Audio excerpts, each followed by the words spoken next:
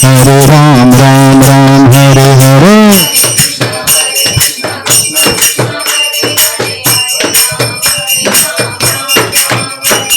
Hare Krishna, Krishna Krishna, Hare Hare, Hare Ram, Ram Ram, Hare Hare.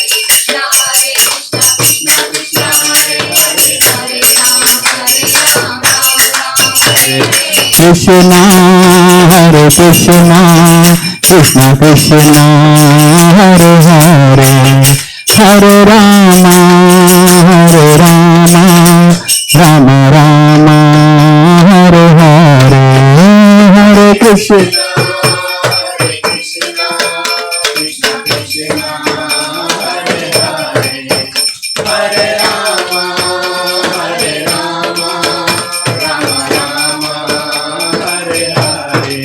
Hare Rama, Hare Krishna, Krishna Krishna, Hare Hare, Hare Rama,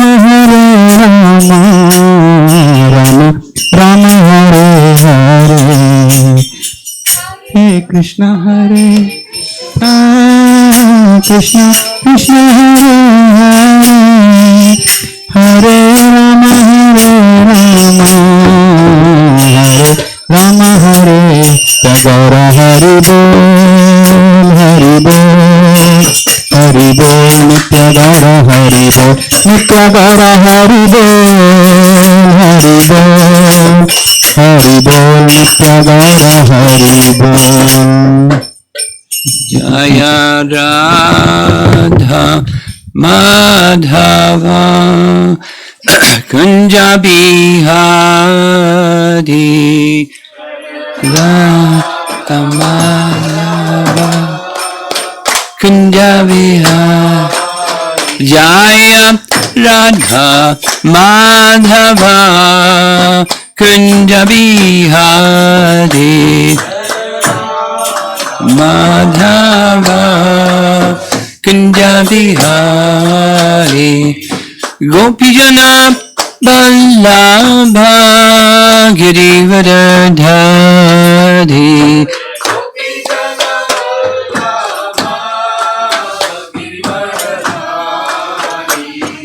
Gopijana Vallabha Girivardhari Gopijana Vallabha Girivardhari Jasoda Nandana Braja Janaranjana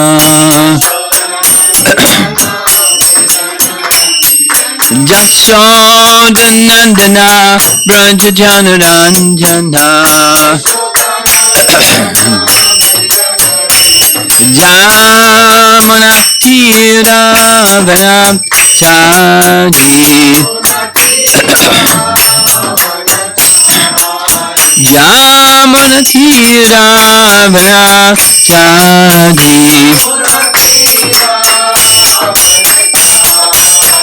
Jaya Radha Madhava Kunja Bihari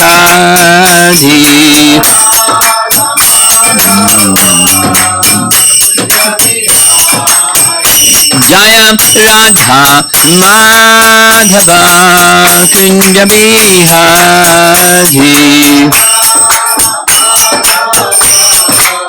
Kunja Bihari Gopijana Vallabha Girivardhari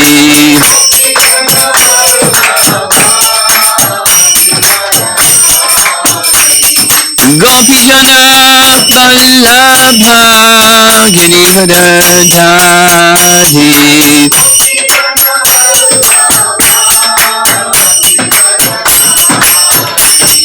Jasoda Nandana Braja Janaranjana Jasoda Nandana Braja Janaranjana Jamana Tiravana Chadi Jamana Tiravana Chadi Jaya Radha Madhava Kunja Bihari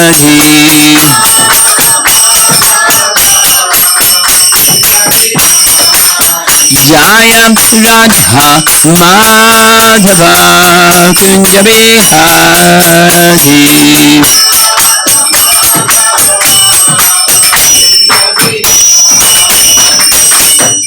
Jayam Vishnupad Paramahansa Parivitagacharya Astatarasata Sisi Madhus Divine Grace A.C. Bhaktivedanta Swami Srila Prabhupada Ki Ananta Koti Vaishnavrinda Ki Gora Premanandi.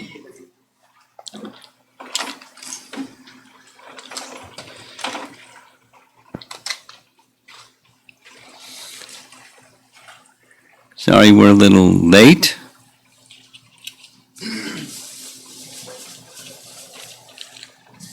Those things happen sometimes, not so often. So we've been In the evenings, reading from Canto 10, Chapter 11, where Kṛṣṇa and the entire cowherd community move from Gokul to Vrindavan. So the other evening we had a nice map put up on the wall, and I'll just do it with my hands. You can't look at your notebook, you have to look at my hands up here. That's Vrindavan Forest. It's rectangular. It's 2 yojanas tall and 1 yojana wide. 1 yojana equals 8 miles. 8 times 2 is how many? 16, very good. 16, this is a forest, and there was just totally forest, uninhabited, very foresty. So they initially, one side of that forest is near the river Jamuna, and they made a semicircle around with their carts and so forth to protect the cows and their household paraphernalia. Eventually they built, using thorn bushes, thorn trees and so forth, to build like a fence around their, it's a big fence, a big forest, but their territory, under the rule of the king. And so south, here's the forest. South is Mathura, and over in this direction, west, Govardhan. Directly up from Govardhan is Varsana. Much further up is Nandagram.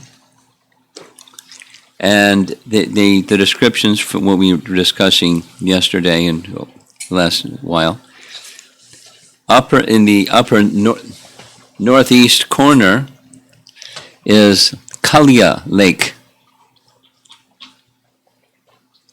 Kalya Hrada is the language used in the Bhagavatam, or Kalya Lake, or the Kalya serpent, about 1.5 miles northeast. So the Jamuna curved a bit right there. And our ISKCON Hare Krishna temple, it's up there. Not very close to the Kalya Lake, or Kalya Ghat. That gives you some picture of where they are. And the verse, these verses in chapter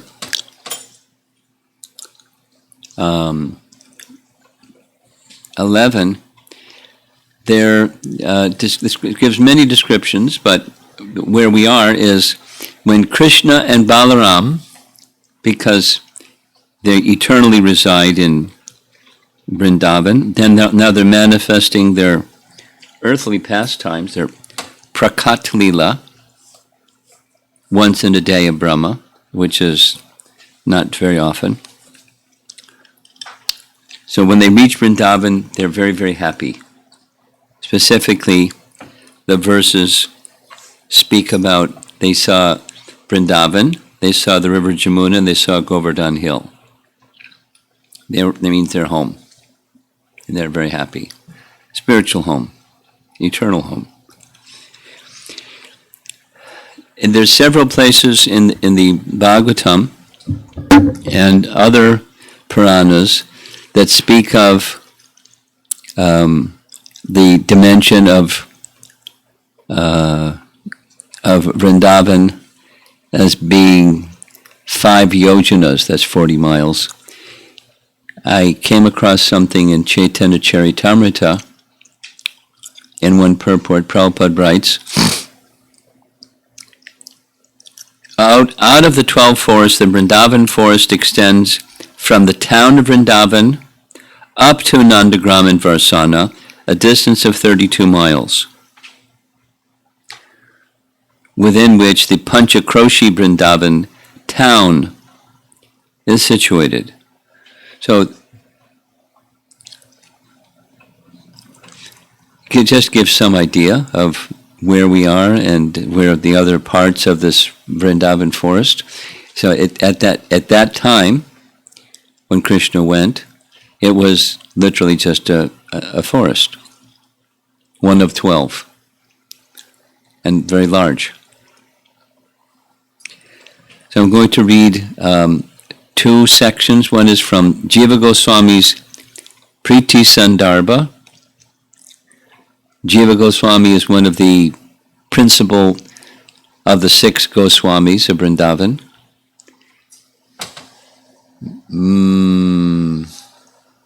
Most ISKCON altars have, along with our disciplic succession, a picture of the 6 Goswamis of Vrindavan. That's very common. Jiva Goswami is one of them.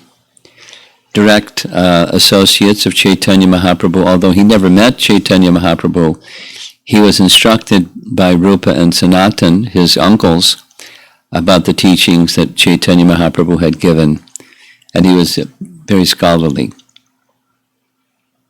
amazingly scholarly. So he wrote one of his 3 commentaries on the Bhagavatam is called the Sandarbhas. It's commentary by topic, and the last of the Sandarbhas, 6 Sandarbhas, is Priti Sandarbha, which describes the mature stage of bhakti, making references to the Bhagavatam. So that's Priti Sandarbha, that's what we're reading from, and he's going to be describing the loving dealings, Priti, the loving dealings between the residents of Vrindavan and Kṛṣṇa, and uses some of the same terminology that his Diksha Guru and uncle, Rupa Goswami, used. I'm going to mention one of them is Udipana. Some of you have been with us for many of these classes, so you know what the word means. It means stimulations for ecstatic love, like Krishna's smile, or Krishna's peacock feather, or Krishna's flute and his flute song, and how Krishna dressed, and the garlands he wore, and the details and details of Krishna's form, Krishna's appearance, Krishna's threefold bending. So those are stimulations for ecstatic love. There's examples. And there's, according to different rasa, our relationship with Krishna, those stimulations affect different living entities in a different way, and so that results in a different ecstasy of love for Krishna.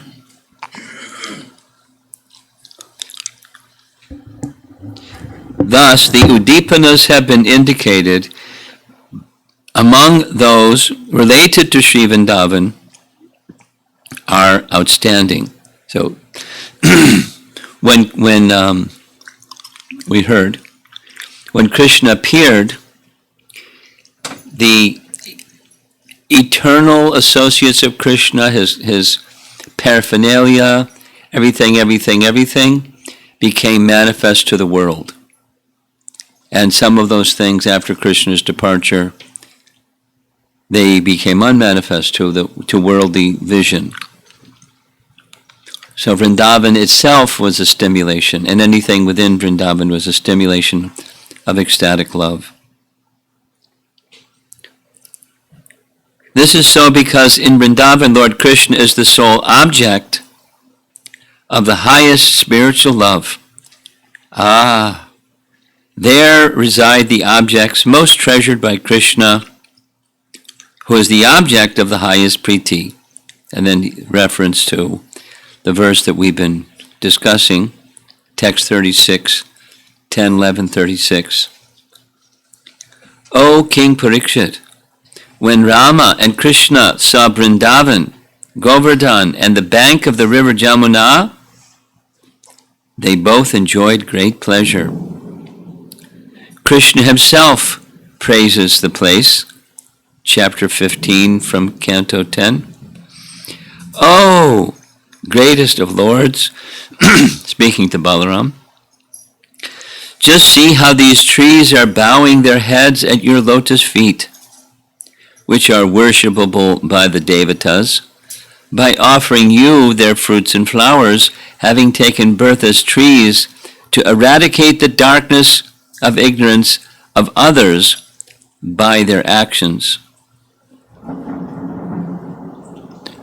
Or, here's other scriptural references. This is from Canto 10, Chapter 14. This is Brahma's prayers after stealing the calves and cowherd boys. And Kṛṣṇa showed him what he showed him, and then he offered prayers. So chapter 14. My greatest possible good fortune would be to take any birth whatever in this forest of Gokula, and have my head bathed by the dust falling from the lotus feet of any of its residents.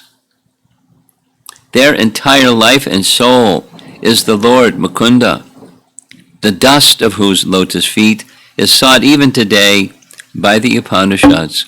I am most humbly praying at your lotus feet for you to please give me any sort of birth within this Vrindavan forest. This is a longer version of the same text.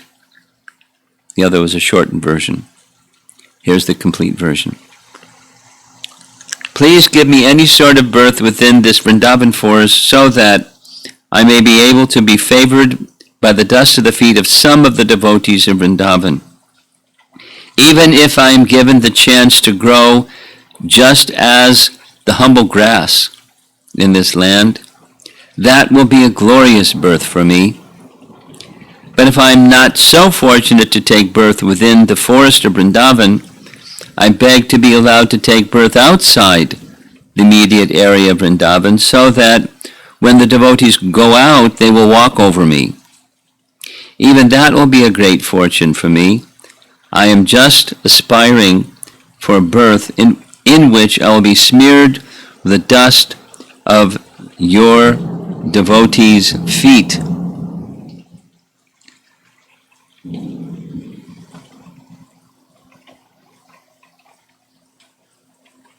Okay. I can see that everyone here is simply full of Kṛṣṇa consciousness.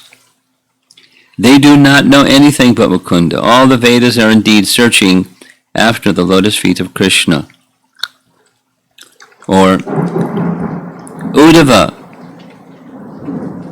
Uddhava? Anybody not know Uddhava?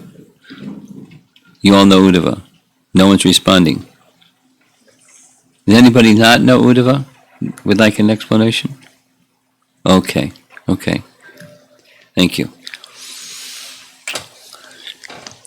Who did Kṛṣṇa speak Bhagavad Gita to? Arjuna. Oh, very good.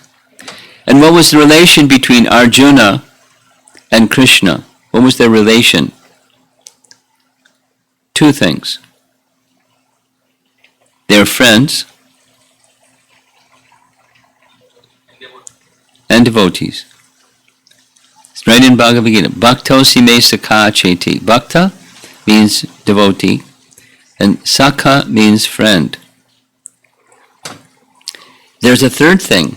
They were not only friends, but they were cousins. You two boys, I'm asking you a couple of questions now. Who was Kṛṣṇa? Kṛṣṇa was born as the son of who in the prison house of Kamsa? Vasudeva and Devaki. Very good. So Devaki was Kṛṣṇa's mother. Yeah? And Vasudeva was Kṛṣṇa's father. And who was the mother of Arjuna? Kunti. Very good. Did you know that Kunti and Vasudeva were brother and sister? Brother and sister. Vasudeva, Krishna's father, and Kunti, Arjun's mother, they're brother and sister. He's figuring it out. His eyes are rolling, but he's brother and sister. So they're cousins. Got it? Okay, good. Okay, get ready. Vasudeva had another brother. And Vasudeva's other brother, one of his other brothers, was named Devabhaga. Devabhaga had a son whose name was Uddhava. Uddhava. Uddhava is Krishna's cousin, just like Arjuna is Krishna's cousin.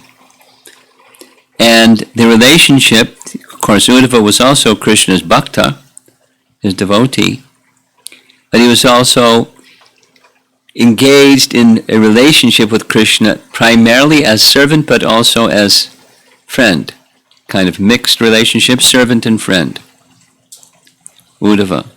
And outside of Vrindavan, Uddhava was known by everybody as the most intimate devotee of Krishna outside of Vrindavan. He was way up there. He was really a special personality. So when Kṛṣṇa went to Mathura and in the wrestling match killed the two wrestlers Chanur and Mushtika, you know their names, right? Chanur and Mushtika. And then after killing the wrestlers Chanur and Mushtika, who did he kill? Kamsa. He killed Kamsa. And then after he killed Kamsa, he freed his mother and father who were in Kamsa's prison. Who are they? Yeah, very good. Very good.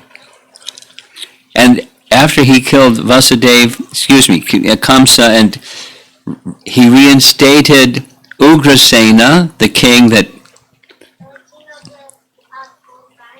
Very good. He became the king, and Krishna was now staying in Mathura. Krishna and Balaram, who grew up their whole life, childhood, in Vrindavan, are now in Mathura. And Krishna began to consider, I know how much the residents of Vrindavan are feeling absence from me. But if I go to Vrindavan, then the remaining demons, so many, that I came in this world to destroy, they'll harass the residents of Vrindavan, so I can't personally go to Vrindavan. What to do, what to do, what to do? Of course, he's omniscient, he knows what to do. And Uddhava came. Uddhava, can you carry a message to the residents of Vrindavan and tell them how much I have love for them, and very soon I'll come, I just have to kill a few more demons over here. And I'll see you soon. And carry the message to the gopis. That was Uddhava. So Uddhava went to Vrindavan, Krishna's dearmost friend and devotee and cousin. And he says, quote, chapter 47, canto 10, the gopis of Vrindavan have given up the association of their husbands, sons, and other family members who are very difficult to give up, and they have forsaken their relatives and the path of Dharma to obtain the lotus feet of Mukunda Kṛṣṇa, which even the Vedas pursue. Oh, let me be fortunate enough to be one of the bushes, creepers, or herbs in Vrindavan, because the gopis bless them with the dust of their lotus feet. That's Uddhava, appreciating how virtuous it is, how very, very special it is just to be a tree or a bush or a blade of grass in Vrindavan. And then the gopis in chapter 21 speak, oh, friends, Vrindavan is spreading the glory of the earth, having obtained the treasure of the lotus feet of Kṛṣṇa, the son of Devaki, with peacocks dancing madly when they hear Govinda's flute, with all other creatures remaining stunned on the tops of the hills as they watch the peacocks dancing. They were really good dancers. And they really went wild hearing Krishna's flute.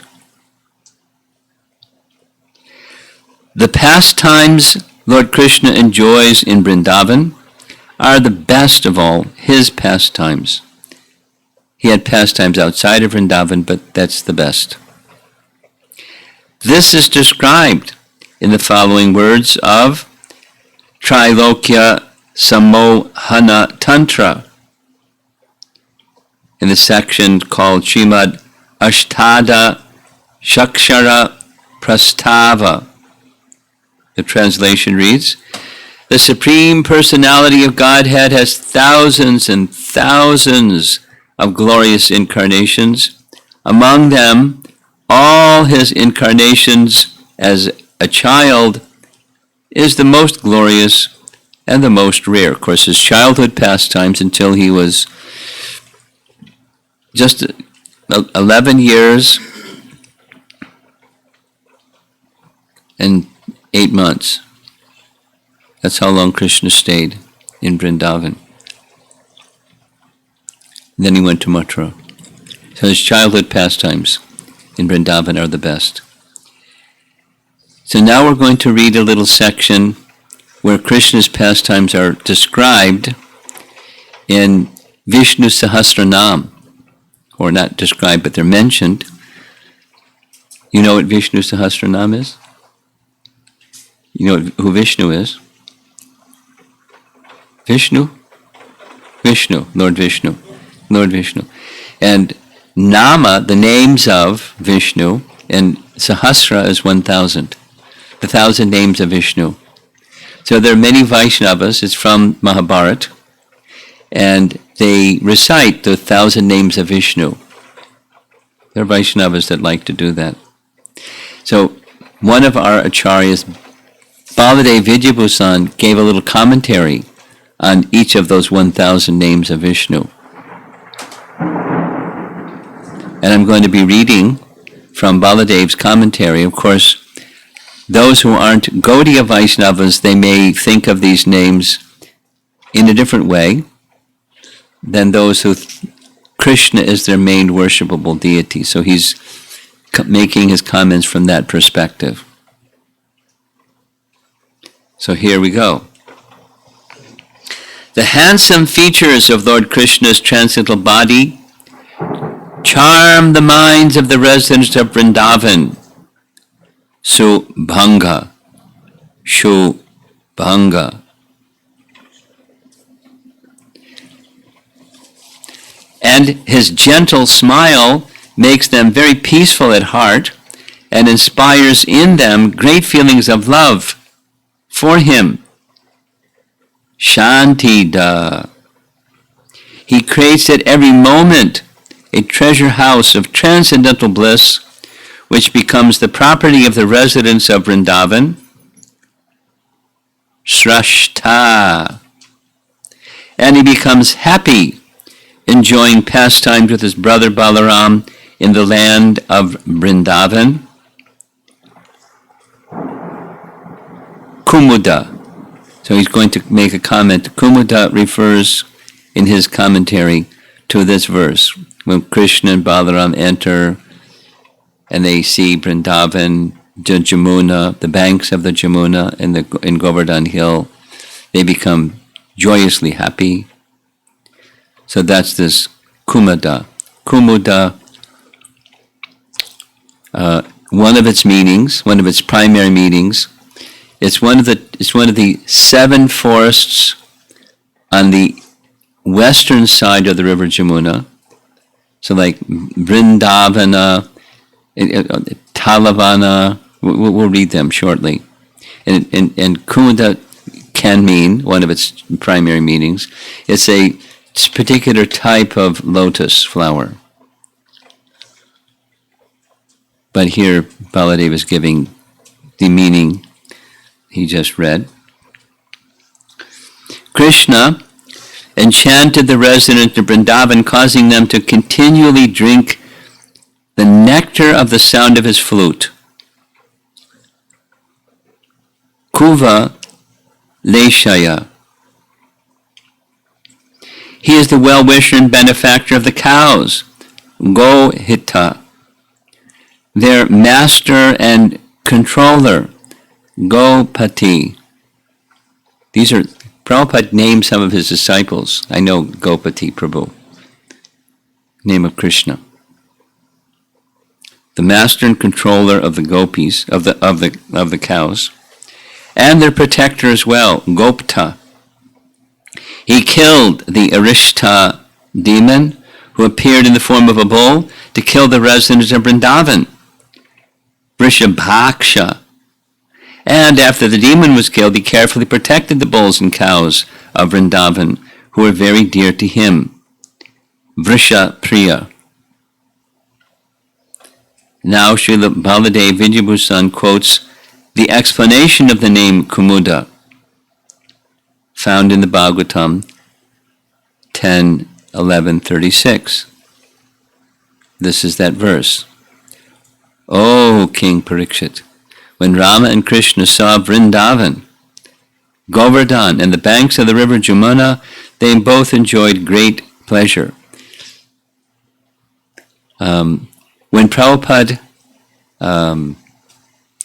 gave the name to their farm community in West Virginia, New Vrindavan, and Kirtananda established a nice temple and so forth, Prabhupada gave an instruction to make the 7 forests of Vrindavan some parts of that land.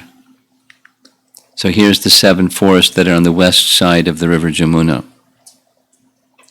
Madhuvan, Talavan, Kumudavan, Bahulavan.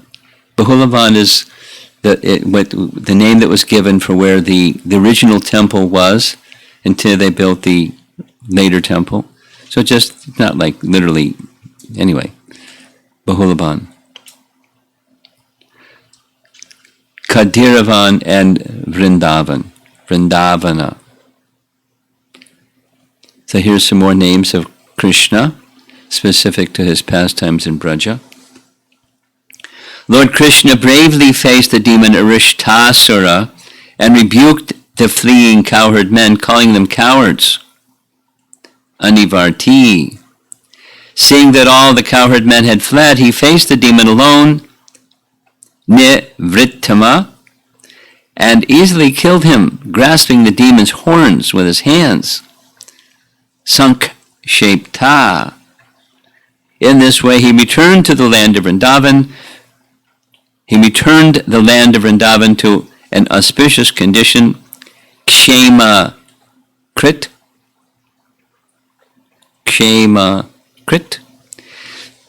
When the gopis understood that Krishna had killed the demon, who had taken the shape of a bull, they rejected his association. Did you know that? After Krishna killed the Arishta demon, they rejected his association, saying that he has become sinful by killing a bull. Krishna then called all the sacred rivers to appear so he could bathe in them to become purified. And when they all appeared at once, he bathed in them, and the gopis became satisfied that Krishna had returned to a pure and auspicious condition. You know the pastime? Some of you do. Some of you would like to, don't know, would like to know the pastime.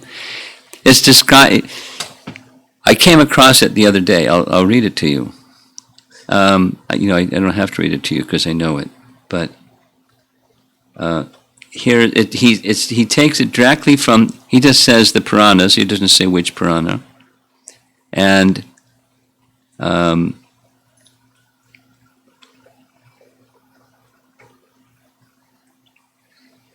here we go.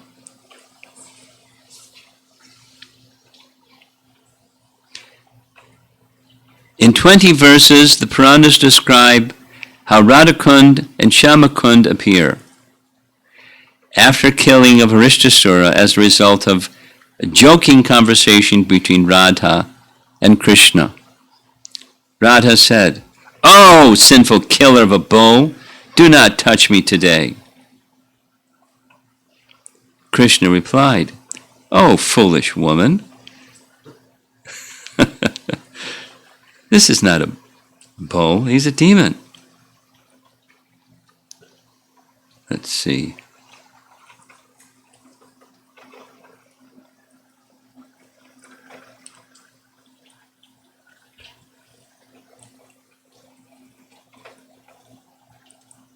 Oh, phooey.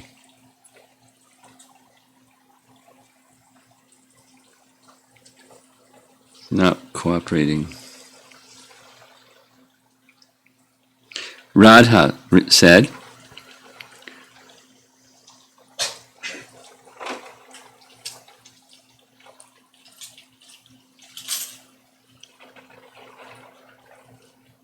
"Oh, Kṛṣṇa, that may be true, but even though Rishta was a terrible demon, still, he was a male cow. So you have to undergo atonement, just as Lord Indra did." It's not working.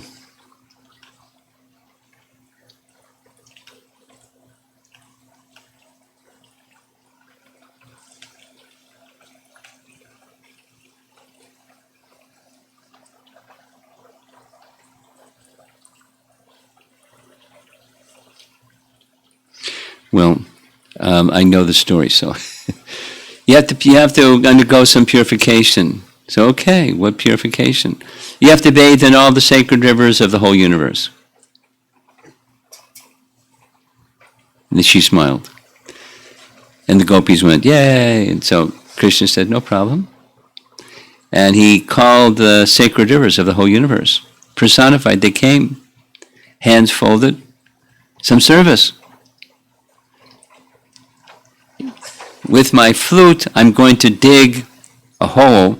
And so he made a Shamkund, and you fill up this hole with the sacred waters. So they transformed themselves into sacred waters. Krishna took his bath and said, "Now I'm fulfilled that atonement that you. But now you've made an offense. What's that? You've accused me wrongly." And you know, according to Scripture, when you accuse somebody of some wrongdoing and you're falsely accused, you bear the burden of that offense that you accuse them of. So you have to now engage in the proper atonement. They looked at each other and said, "What atonement? Same one you gave to me, bathed in all the sacred rivers, the whole universe. But a simple solution, I can make a little canal." So they got their Radha took an ankle, a bracelet, bangle, and started making a motion like this in the air. They understood what to do. They all took their bangles and very quickly made Radhakund. "Oh, that was really good. Now how are you going to fill it up?" "I can make a canal between the two kunds." And she said, "No, you deposited all your sinful reactions over there. I'm not going to put that in my kund. So what are you going to do?" So the gopis got clay pots and made a human chain, because there are lots of gopis, all the way down to Manasa Ganga, filled up the buckets and passed them back, and then filled up Radhakund with the Manasa Ganga water and took their sacred bath. So the conflict was over. They had a nice pastime, and Shyamakund and Radhakund were formed. Now that's narrated by Vishwanath Chakravarti Thakur.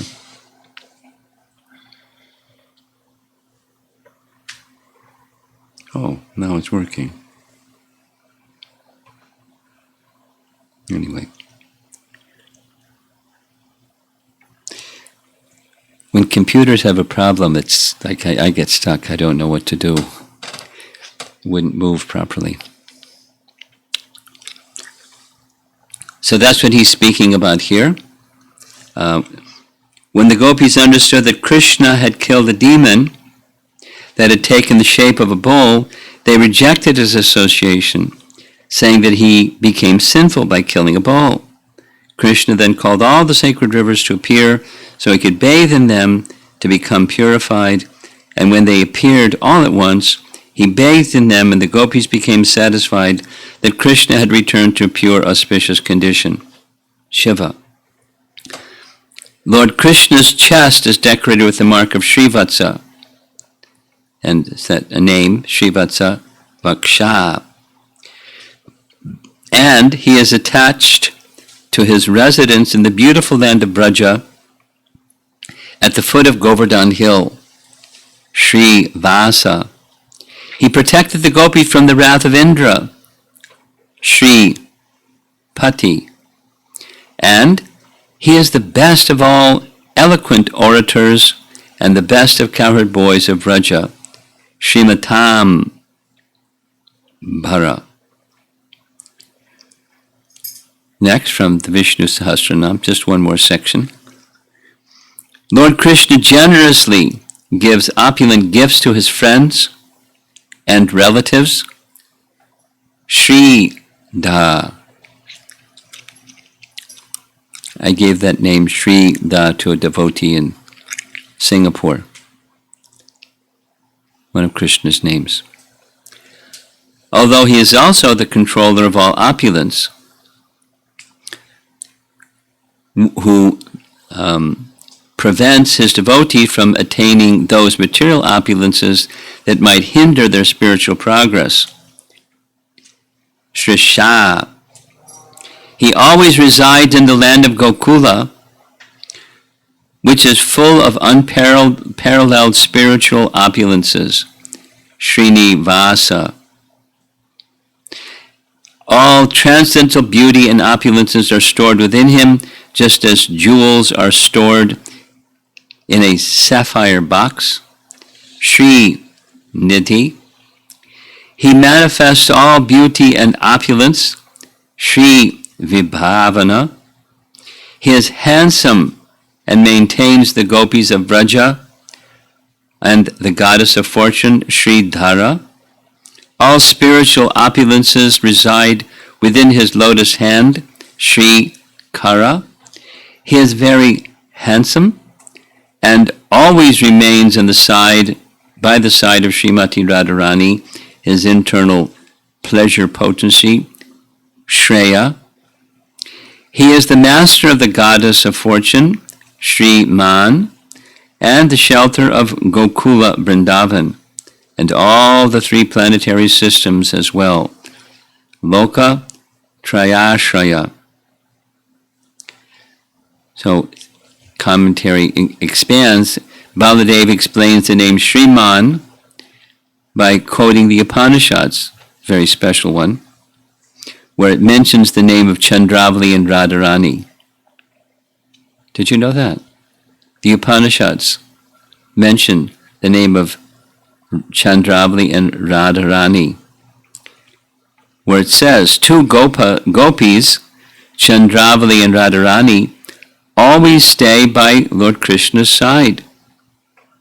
Srimati Radharani is the original form of the goddess of fortune from the Upanishads. And she expanded Lakshmi Devi, Durga, and the other goddesses of fortune as her potencies. A little history. You're probably aware that Chaitanya Mahaprabhu accepted that Srimad Bhagavatam was Vyasadev's commentary on Vedanta Sutra. And for that reason, there was no need to make a commentary on Vedanta Sutra, because there was already commentary by the author of Vedanta Sutra. And prior to him, prior to the Pastimes of Lord Chaitanya, there was a commentator of Srimad Bhagavatam, and his name was Sridhar Swami. So Chaitanya Mahaprabhu accepted Sridhar Swami as the authoritative commentator on the Bhagavatam.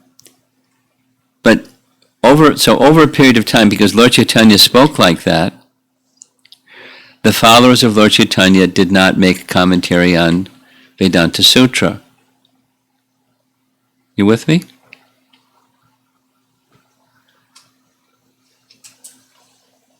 When your heads are motionless, I don't know if you're with me or not. Yes? Okay. So, time passed. Lord Chaitanya's associates established deities in Vrindavan. There's long, detailed history to all of that. But the three principal deities, Madan Mohan, Govindaji, and Gopinath. Three principal deities of the Goswamis in Vrindavan. And then some time passed. And there was risk of the safety of the deities because Muslim invasion. And so from time to time they would have to hide the deities and so forth and so on. And eventually it was decided by one of the kings of Rajasthan named Jai Singh to protect the deities, bring the deities here to Jaipur for their safety and protection. So Govindaji was particularly favored by Jai Singh and placed right in the palace courtyard of the king. Now that created a problem for a certain group of people, because that certain group of people were being sponsored by the king of Rajasthan through generations and generations of kings. They had established the northern division of Ramanuja's followers, the Ramanadis they're called. They had established a deity of Lord Ram. And the king was the sponsor of their temple. He took care of all their necessities and everything was nice.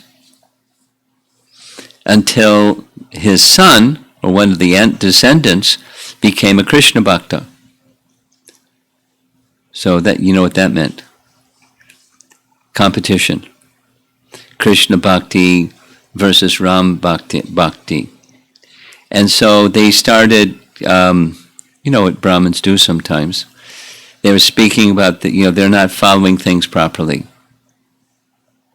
They're worshiping Radha next to Krishna. Who ever heard of that? Where is there any evidence of Radha Krishna worship? Satyabhama Krishna, okay. Rukmini Krishna, okay. But Radha Krishna, no good. Where is that? And not only that, what is the disciplic succession in which they're doing this worship of the deity? Because you have to worship the deity in disciplic succession. What's their disciplic succession? And not only that, they don't have a commentary on Srimad Bhagavatam to support their teachings that says Radha worship is all right. And they presented this to the king, and the king, he's not a scholar. So he asked the pujaris, and the pujaris weren't scholars. They were pujaris. So you have to, how do I make a proper response to this challenge? So word was sent to Vrindavan. And the leading Vaishnava at the time was Vishwanath Chakravarti Thakur, whose commentaries we've been reading from. And Vishwanath Chakravarti Thakur at that time was very elderly. So he sent his young student, Baladev, you go. So he went, and Baladev, who's writing this commentary on Vishnu Sahasranam that we're reading from, he received Diksha in one of the monasteries of Madhvacharya. And Lord Chaitanya is in the line of Madhvacharya. So, What's your disciplic succession? I'm a disciple of Madhvacharya, in the line of Madhvacharya. Where's your commentary on Vedanta Sutra that justifies the worship of Radha? If you want, I can write one. There wasn't one because Lord Chaitanya said there's no need for one. They didn't accept that Bhagavatam is this natural commentary. That's our commentary, is Srimad Bhagavatam. So, sitting before Govinda, he prayed intensely. There's different historical narrations. Some say just flat out dandavats for several days. And then he sat up and he began writing, taking dictation from Govinda. So it's called Govinda Bhashya. And in this Govinda Bhashya, he makes reference, just like this one we just read, from the Upanishads, that say that Radha is the source of Lakshmi and all the other expansions that are in the category of Shakti.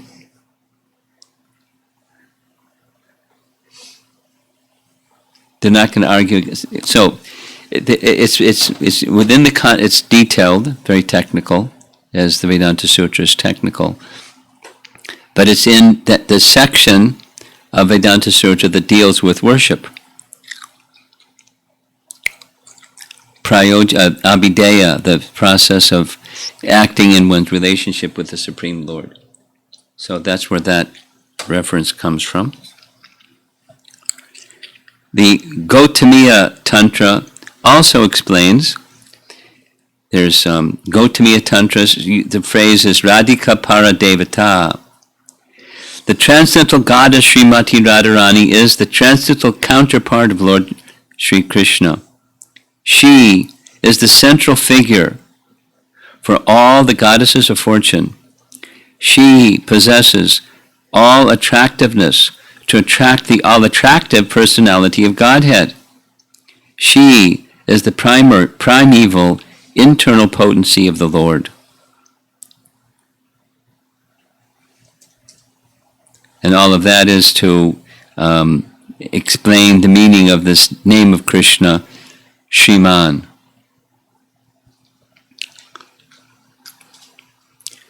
And we're going to end with some other names from, this is now Baladev's commentary on Vishnu Sahasranam. This is celebrated, you'll hear that as you get older many times, Vishnu Sahasranam. Lord Kṛṣṇa is supremely charming, handsome, and gentle.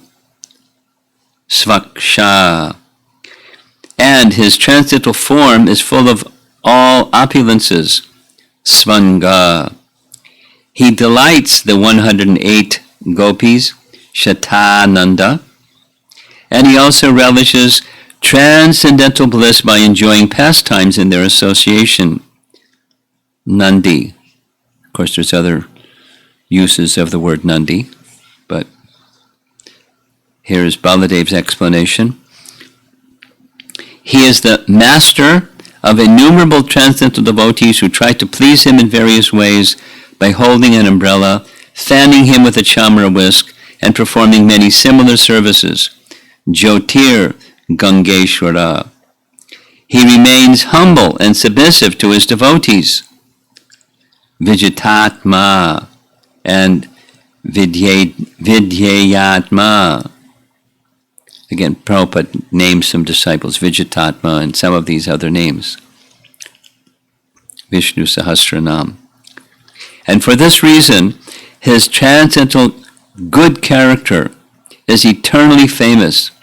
Sat Kirti. He removes the devotees' doubts. Chinna Samshaya. So, to Baladev for explaining this Shatananda is, he delights the 108 gopis. He refers to a verse from Brahma Samhita. So if you know the verse, you can say it with me. Chintamani prakara sadma sukalpa briksha Lakshavrittesu Surabhila Vipalayantam Lakshmi Sahasra Shata Sambrama Sevyamanam Govindamadi Purusham Tamaham Bhajami. I worship Govinda, the primeval Lord, the first progenitor, who is tending the cows, yielding all desires, in abodes built with spiritual gems and surrounded by millions of purpose trees, Kalpabriksha trees. He is always served with great reverence and affection by hundreds and thousands of goddesses of fortune. Shatananda. So it's a little different. The commentaries we've been reading largely just are directly explaining the verses. This section kind of wanders a little bit, but it's describing Krishna in Vrindavan, because that's the chapter. Krishna has spent 3 years, 4 months in the Vrindavan forest area. After that period of time, the Nanda Maharaj and the others decided they wanted to go back to the ancestral home, Nandagaon or Nandagram or Nandishwara. And when we go to Vrindavan, it's one of the prominent places. So the pastimes of Krishna with cowherds, boys and cows, it's largely these two places. The calves, Krishna began herding calves. He was at a very young age. Shortly after they reached Vrindavan, he made this request of Mother Jasoda. He wanted to herd the cows. Krishna loves cows, and the cows love Krishna. But his mother said, "You're too small. You're only 3 years old. Wait a while." And he said, "I want to worship. I want to herd the cows." He was very determined. And she said, "Do you know how big the cows are? They're really big. You're so small." So he decided to go ask Mother Jasoda. She's a little more manageable. So, Nanda Maharaj. She asked Yasoda. He went to Nanda Maharaj. Nanda Maharaj is very affectionate and said, "Well, later we're very happy that you want to be part of the family occupation. When the son wants to be part of the family business, that's appreciated. But the cows are too big. You can take care of the calves. But when you take care of the calves, you have to come back for lunch. You can't just go out. You have to come back." So Krishna agreed. So they had a big festival. Now this is in one of Jiva Goswami's writings. And it says when they had the big festival, everyone was very, very happy, and they gave Krishna various gifts. One of them was his buffalo horn. Another was his first flute. Before then, we don't hear about Krishna's flute. When he started taking care of the cows, that's where he got his flute. And someone gave him a rope for tying the legs of the cows if that was needed during milking and so forth. And his mother gave him 2 gifts, a nice white umbrella and a nice little pair of shoes. Because during the summer in Vrindavan it can be very hot, and she wanted her son to have a nice umbrella. And the shoes, there's a name for them. Maybe some of you know the name for them. The little pointy shoes that curl up at the end. You know the name? Okay. And they had jewels on the sides of the shoes. Now it's mylar, little cut-out pieces of it's sewn onto the shoes. You know what mylar is? Mylar is a plastic thing that looks like a mirror, but it's not a mirror, but it's just plastic. And it comes in sheets. So they cut out little patterns of Mylar and stick it on clothing and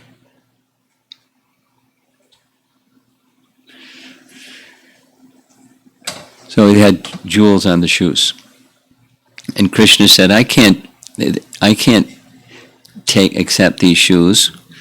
If I'm going to take care of the calves, then you have to give shoes for each of the calves, 4 shoes for each calf, and 1 umbrella for each calf. And Mother Jasoda argued, saying, Gopal, cows already have shoes. Nature has arranged that they already have shoes. And he insisted, I won't wear those shoes unless there's shoes for all the calves. So he went barefoot. That's why it's mentioned by the gopis that he marked the impressions of the markings in the bottom of his feet in the sand of Vrindavan. He went barefoot. And the gopis would be disturbed because, sharp stones and who knows what, and the poor soft feet of Kṛṣṇa. They were meditating on the softness of his shoes, of his feet. He went shoeless. No umbrella, no shoes. Try saying no to Mother Jasoda. I don't know how he did it.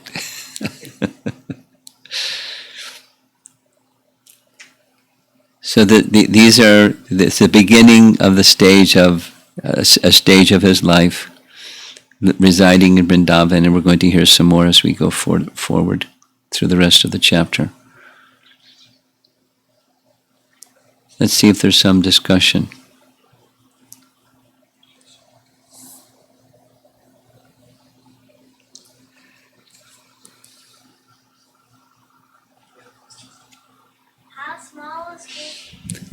How small was Kṛṣṇa when he was herding the cows?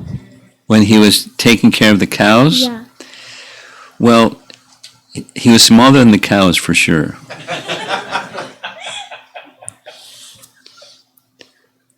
But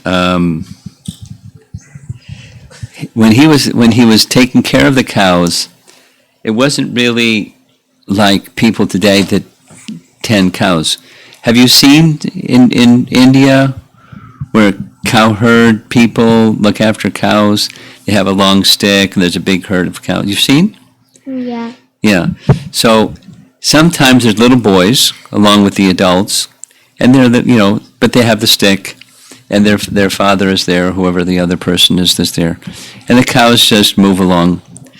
But in Krishna's case, he didn't have to herd the cows. They just followed him wherever he went. Because they love Kṛṣṇa and Kṛṣṇa loves them, and wherever he would go, they would just follow him. And if they would start to wander, he would play his flute. And his flute called out their names. It didn't just like a nice melodious sound coming from a flute. He would call their names through his flute. And they would go, moo, coming right up. So he took care of the cows that way. They just followed him. In Mahabharat, when Kṛṣṇa was with Arjun. When Krishna did what? When Kṛṣṇa was with Arjun. When Krishna was with Arjun? When he was a disguise with Arjun. He wasn't a child when he was with Arjun. When Arjun was in disguise. When was Arjuna in disguise? When they were like 20 years old. When they were where?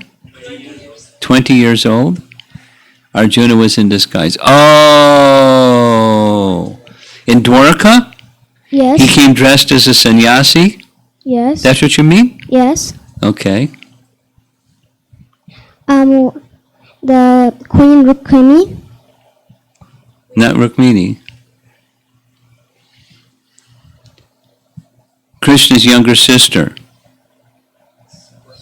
Subhadra. Subhadra, yeah.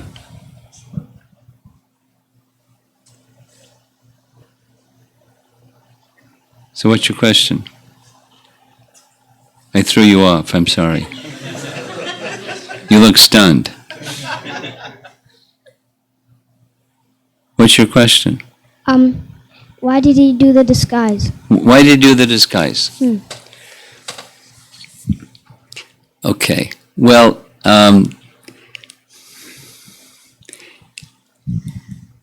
Krishna made some advice that Balaram is very protective of Subhadra. Vibhu Chaitanya, could you move a little bit so I can have eye contact with him? Very good.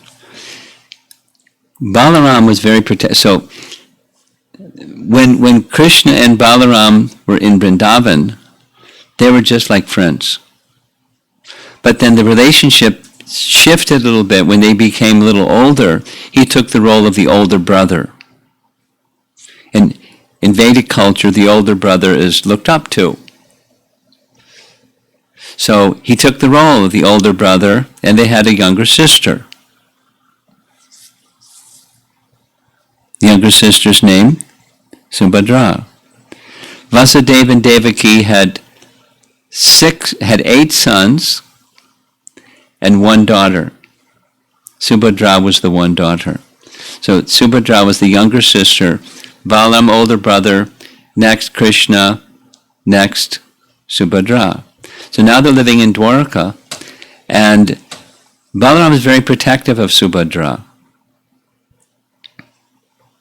So he didn't let her go out and didn't let, he was being very protective. But Krishna knew that Balaram liked honoring visiting sadhus. So Krishna suggested, you dress up as a sadhu in disguise, as a sannyas sadhu, and we'll arrange an invitation for Balaram to invite you to have a meal. So he got direct association with Balaram and got some direct interaction with Subhadra. And she went, ooh, and he went, ooh. They became attracted to one another. It was Krishna's arrangement. Okay? Anything else from our audience here? And when there's quiet, we'll go to the online questions. Yes?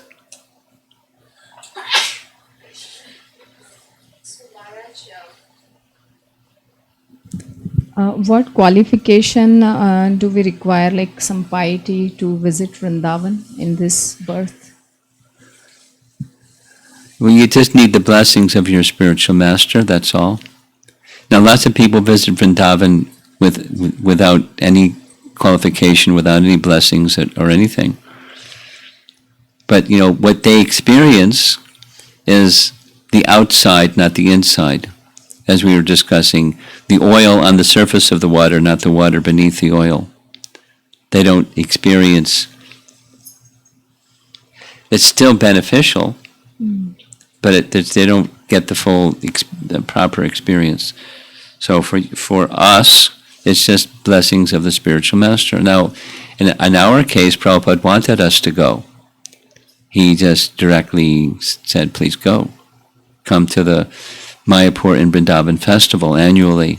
That's what we did. So We didn't have qualification. Yeah. Just Prabhupada wanted us to come, so we went. Okay? For us, like how to get the blessings of spiritual master to go to Vrindavan. Well, may you one day go to Vrindavan, so there you are.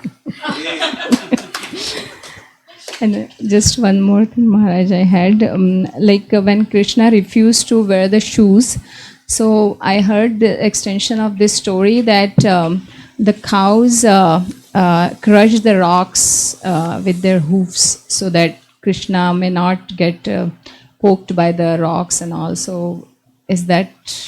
Where did you hear that story? Where did you hear that story? When I'm a little cautious. Excuse me for being cautious. You know where? Who said? Different speakers in ISKCON, they all say this. Okay. I'm not saying, it's to be trashed. I'm just saying where'd you hear it from? And you're asking about it, is it true? I don't know. I never heard that one. Okay. Yeah. And I would want to know from what source, whoever the speaker is. Yeah, I heard from a devotee, but I didn't ask the source. Okay. Yeah, but it felt so attractive. I mean, yeah, definitely I Sure, need to be cautious. Sure, sounds attractive. Yeah. Thank you. Pass it up. Guru Maharaj, I have two questions. Okay. When you mentioned that, Baladev Vidyabhushan's Vishnu Sahasranama, I have heard that different meanings of the Yes, names. of course. Yes. And you mentioned that not everybody accepts it. Probably other sampradaya. No, it's not that they don't accept. They have a particular regard for the personality of Godhead, and these are names of the personality of Godhead, so they hear the names in a different way.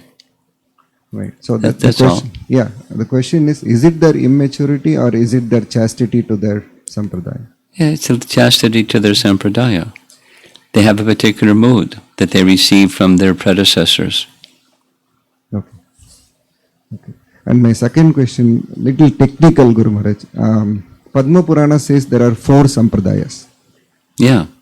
A sampradaya will have its commentary on the Vedanta Sutra. So it looks like, if that is the given statement, looks like ours is a 5th sampradaya. No. Brahma, Madhva, Gaudiya. So the question was, if you're from the Madhva Sampradaya, then we don't find Radha Krishna worship in the Madhva Sampradaya. So where's justification for this from Vedanta Sutra? So there has to be justification. It's just a standard. But Madhvacharya has written a commentary on Vedanta Sutra. So Yes, I'll say it again. Madhvacharya, in his commentary on Vedanta Sutra, doesn't specify, nor is there worship of Radha Krishna. It's Udupi Krishna. So this is an enhancement of the Vedanta Sutra. It's not the sampradayas are 4, and the line in which we are, in the line of Lord Chaitanya, is in that line of Madhvacharya. There's some specifics about emphasis of teachings in Lord Chaitanya's teachings within the Madhva Sampradaya that require an explanation on the authority of Vedanta Sutra. That's been the standard that's been accepted. And so where's your commentary that justifies they didn't say, your Madhva didn't do this, so you can't do it. They didn't say that. Where's the authority for this type of worship? And the place where you go to is Vedanta Sutra and the commentary on Vedanta Sutra. It's not a different of the 4. It's not a 5th one. It's a branch of the 4th one of Madhva's line. And some did, just like within Ramanuja's line, there's some that emphasize this and some that emphasize that. And it's not an extra sampradaya. It's an emphasis. And they have their justification for it. Okay? Anything else in the room? No? Okay. Okay. You have something? No? Okay, go ahead. Online. This is from Sanchari. There are so many creative ways, like performing dramas, dances, or writing books and songs, that make these esoteric teachings accessible. Yes. There needs to be proper understanding of the teachings behind the pastimes to present them correctly. Yes. But today that understanding in art is very rare, Yes. especially in the general art community. For example, people like to use Bollywood songs like the famous one that talks about Radharani's jealousy at different performances. I have heard devotees say that it's not correct and it's putting a negative material tinge on their love. The same devotees, however, are very conservative by nature. One argument is that we can dovetail everything to Krishna's service. So, to what extent can we use such songs, dances, etc., to encourage people to come into Krishna consciousness? That's an Acharya question. My answer is the detail of how to apply something that's suitable is an Acharya question. As long as principle, so Prabhupada's explanation is, provided principle is not deviated from, then one may apply. But, where's the line? So how to make it, it's a classic theological question. How to be relevant in today's world while taking something that's very ancient. And the traditionalists say you can't change anything, and the liberals and the conservatives and the moderates. It's a classic. Don't change anything. And then but we have to be relevant. So how do we make ourselves relevant without changing the essentials? That's an Acharya question. So, the connotation of a Bollywood song awakens a certain mode of nature called the mode of passion. And so that's not, being a conservative person, I would say that's not appropriate. If one wants to create songs and sing songs that aren't already connected to that mode of passion, mood, and spirit, that's fine. There's a risk of becoming irrelevant if you don't adjust to time and place and circumstance, and there's a risk by adjusting that you lose the essence and the purity. So therefore, my simple statement is, it's an Acharya question.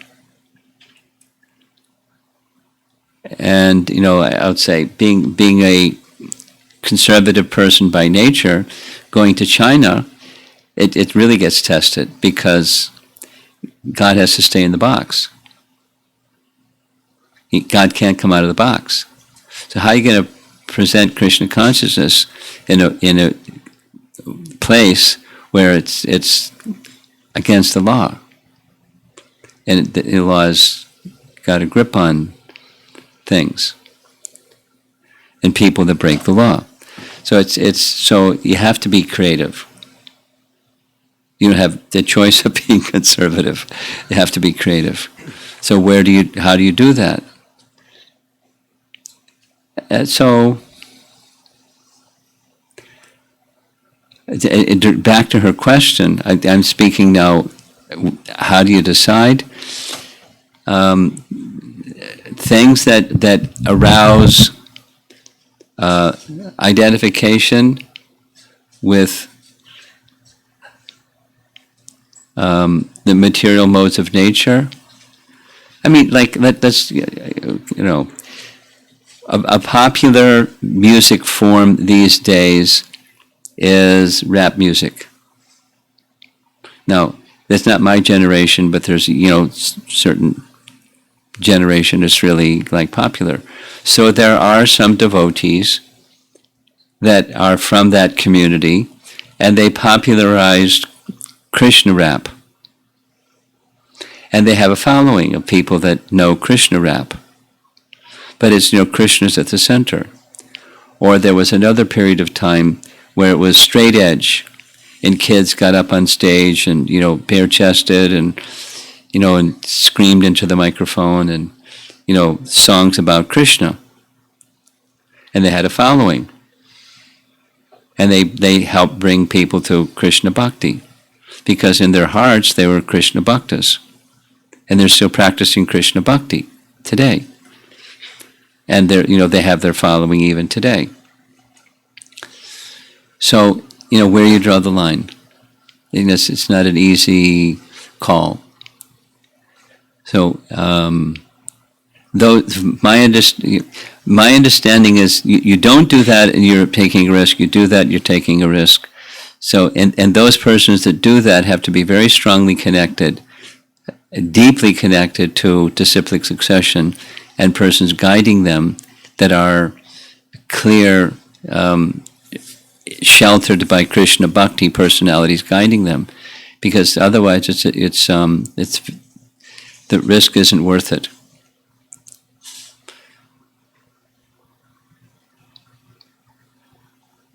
It's not a black and white answer. It's gray.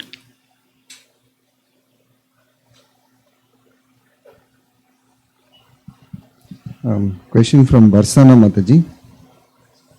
I was asked by a family member, can you please give a source of statement that one name of Krishna is equivalent to 3 names of Rama? Yeah, it's there, and I have to look it up. Send me a separate message and I'll find that reference and reply to your question. Question from Giri Votikota. How can I know what are the material blocks I am holding to before I make progress in my devotional service? Well, a cute answer is ask your wife.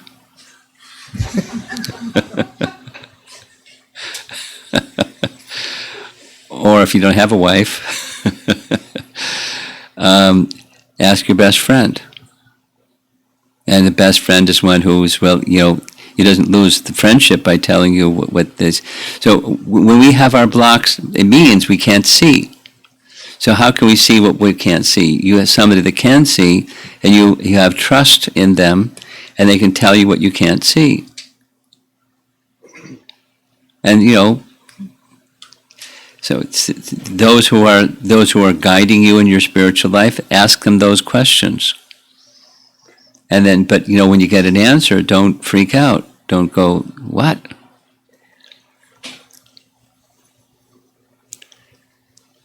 So it takes somebody that's not somebody that's close enough to know where your blocks are, and transparent enough that they can say it, and you don't feel it doesn't damage the relationship by their saying it. That they're actually your well-wisher, and they're saying because you're asking.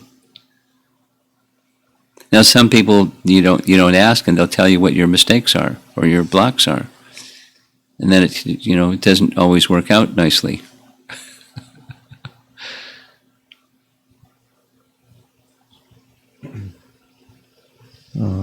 Question from Sri Devi Mataji. Is it okay to chant Vishnu Sahasranam in Gaudiya Sampradaya? Yeah. It's not part of the main tradition, just like here's Baladev giving commentary. Why is he giving commentary if it's not within our disciplic succession? It's within Mahabharata. It's part of our teaching.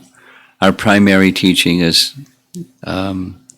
direct names of Krishna, just like this other question of so many names of Ram, so many names of Vishnu equals one name of Ram, and so many names of Ram equals one name of Krishna.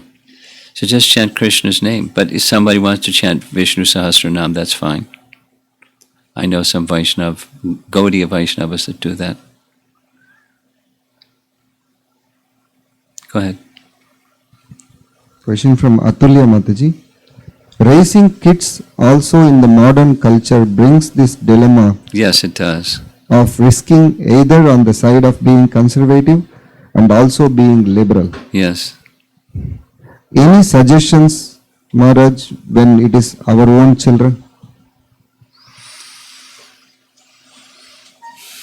Yeah, to know your child. That it may be different for different children. And if so it takes knowing your child and make sure, another caution is, make sure that the relationship with parent to child is a loving relationship.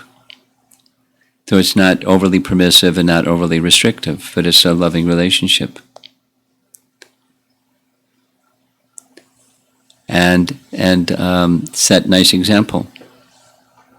That is, that you're happy. If you're happy inside, doing things that are from your generation and the traditions that you love and respect, that happiness will help attract the dependent, the child, to those same activities.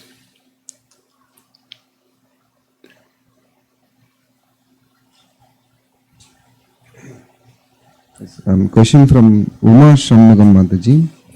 A vegan speaker claims that cows are pregnant by artificial insemination, which is very painful process, and that the calves are pushed away from the mother to milk the cow. Is this true? In the dairy industry, is that she's asking? Yeah. Oh, I don't know what they do. I don't know.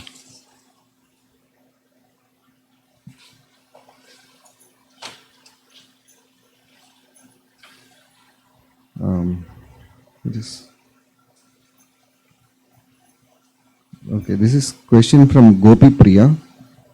It was asked a couple of days before, I missed it. How does Prahlad Maharaj able to remember everything he heard in the womb even after coming out? Super soul. From Bhagavad Gita 15:15. Super soul is the source of remembrance and forgetfulness and knowledge.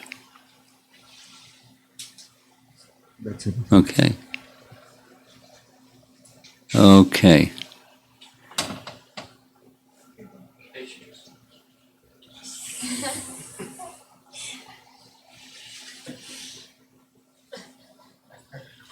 Any question comes to mind? No. I should have asked you at the very beginning of our class. I want to hear a question from you.